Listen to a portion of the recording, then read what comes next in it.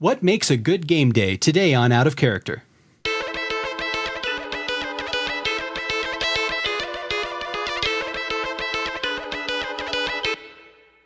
Welcome to Out of Character. I'm Jason Corley. I'm Don Down. I'm Derek Rex. And Scott Forrester is our engineer helping us out today with audio. Hello. And if We've you're... got monkeys in the engineering bay. Yes, that's right. They don't have to dress up and look sharp. Well, it actually, I was going to say, it actually takes effort for me to change out of this at the end of the day. Right, so it works out well. Yeah. So, Don, tell us about this new format that I've heard of called the video. Yes. I've heard that it well, goes... we've been trying to drive people away with our voice for a long time now, so we thought, let's show them a picture of us. Logically, so that would be the next step. There goes the last three. The last three listeners. We are available in video on YouTube, on a variety of other places, wherever we can get this posted. We're going to go through that process, actually, just tomorrow. Okay. Or today. Kind of a wacky kind of time shift again going on. But yeah, you can see us, of course, at our Pulp Gamer Facebook page and everything else. If you're listening audio, that means you've subscribed to the audio feed and you've been listening to us that way for a long time. You may want to go to our website because we have another show called Pulp Gamer Prime, where Scott and I deliver a bunch of community bits and announcements and things like that. So, Jason, I think we're going to be focusing more on role-playing topics. Yeah, and on organizational topics in general. I know that we've talked a lot on our audio podcast about social contracts and arrangements and things like that. So something that prompted today's topic was last year we held what we called the Notacon, which for the Creative Play Project. This is a nonprofit, the purpose of which is to put educational games in the hands of kids. And so we needed to raise some money for that. So you guys put together what I thought was an amazing game day. So I thought I'd have you guys on to talk about what makes a good game day. And I mean, not just getting together with your home group and rolling some dice and having some pretzels, but gathering the community together and putting together something that may not be as big as a convention, but which has some of its... which has some of the advantages of a convention. Well, first of all, thanks. I mean, I had a great time that day, and I think it did go over very well. Oh, it was amazing. It was amazing. It was funny because I think the joke come up, well, we don't want to have a full-fledged convention, so let's call it not a con. And, of course, we had a lot of people expectations. As soon as you hear the word con, they're expecting things like dealers or whatever, but it was just a game day. I think the biggest key with it is partnerships, the people that you bring aboard to help out. Dave Hatt of Hatt's Games was instrumental in pulling that off. Right. Now, when you say that, like, what exactly are the tasks that you want to delegate to people? Well, part of that depends on the people you get. And this is the mistake, the problem that I see a lot of people that try to do games days is they try to broaden their scope out just a little bit too far. They want to do this and this and this and this. Meaning and then what? they shoehorn personnel that aren't right for certain jobs. Okay. We need a program book. Why don't you do the program book? Doesn't know anything about organization skills, things like that. So you have to start with the pool of people and recognize what their talents are. Dave, for example, he can rally a bunch of people together and get a schedule going. I didn't even need a schedule. Right. I wanted games and people to come up. I love open gaming. That was good enough. But Dave was able to apply that element and get some marketing out there. So we had that great piece. Somebody else later said, well, we should actually do this, and volunteered to do that piece.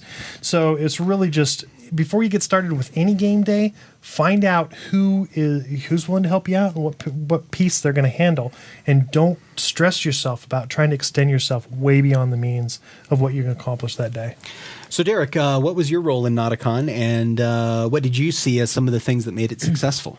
Well, one of the things that I was Don asked me to do was take care of the open library. We've got a large number of games that we bring in so that we have shelves full of games. People come and check them out, which is one of the big things that we've always been able to have take part in any of the events that we do that makes them a little bit special, makes them more than just a get-together of friends. Well, right. And the thing about open gaming is, let's say I'm not really a gamer and I come to this thing because I want to help support the kids and I don't know what to do. Like, there's people moving like miniatures around a board and there's like hex maps with a million shits on them and I just don't understand any of it. Having open gaming and someone there who knows about it, that's inviting to me as someone who's new to the community. And that was one of the things that we've always done as well. Somebody will show up, they're kind of new, they heard about this event, they wanted to check it out, but they're not sure just how involved they want to get with it. We sit down, we can talk with them, ask them what they're interested in, what kind of games they do like to play. Rarely do we find anybody who says, I don't like games at all. And then from there we'll go, how many people do you want to play? How long do you want to play? Do you want to get an introduction to a game? Do you want to get a full-blown game? We got games you can finish in 15 minutes. We got games that could take 5 or 6 hours, depending on what you want to get to. But yeah, it's always good. That's one thing I've always appreciated about Derek is his willingness to share the games with people, because it's a good service. It's just part of it, just having the games available. Yeah. But then also, again, to be able to have that added benefit of, let me show you something you might like, or do this, and teach them to play a game, and get other people to bring, get a community going and getting other people to teach the games. It's much like running a game store. One thing that I enjoy when I go to a game day is people who bring their own games that they're designing, and that or that they have designed and are trying to play test or raise awareness about. So many times when I'm talking to people and they say, Jason, I know you love card-based role-playing games. I've got this great card-based role-playing game, and I really want you to play it. And it's hard. We did that actually at Notacon, didn't we? Wasn't that you and I that sat down and played a card game of... No, it wasn't me. I was on the snack bar all day. I was with somebody. I did something like that. But no, the whole concept That's is... what I like about you. You have a talent for selling snacks. Hey. Everyone has their place in this world, Don. Yes, exactly. On the resume. Yes. What I was about to say is these play tests, what I like about the situation where someone is play testing or bringing their own game, first of all, I get to find out about new games that I've never heard of before. Okay. But second of all, I don't feel like I'm committed. If I see an interesting game in the store, maybe I buy it, maybe I don't. If I do buy it, then maybe my group is interested enough in it to play it with me, and maybe they're not. Or maybe they don't want to do it on the normal day, and maybe they want to do it on another day. But if I'm at a game day, I'm with a bunch of people that want to try this new game. And some of them you don't have the pressure of the sale. Exactly. It's a casual, neutral environment. Yeah, exactly. Yeah. And the person who is teaching it to you is the one that created it. So they know it best, and they can tell you, hopefully, what it's about and what kind of experience you can expect. Scott, have you ever attended a game day? I have, usually as a Pulp Gamer lackey who's driving the library when Derek's gone to get lunch, or actually plays a game. He does that from time to time. But I went to a convention like the first month I worked here, and I was going to get some footage of Pulp Gamer employees, and every time I found Derek, he was teaching somebody a game. It was insane. But yeah, it's a lot of fun. Cool. As a participant in a game day, what do you look for? As a participant in a game day, what I look for is being able to play something that I haven't had a chance to actually play. I want to see something new. I want to learn something.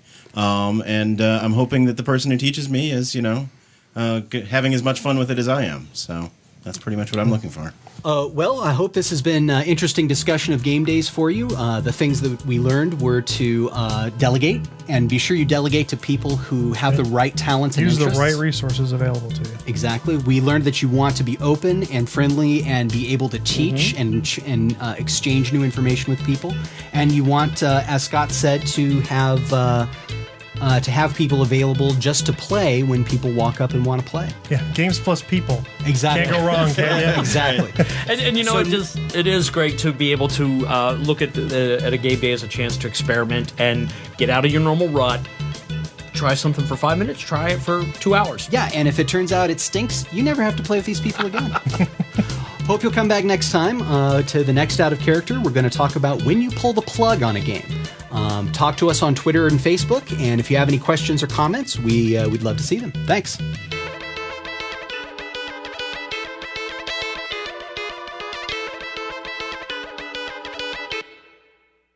PulpGamer.com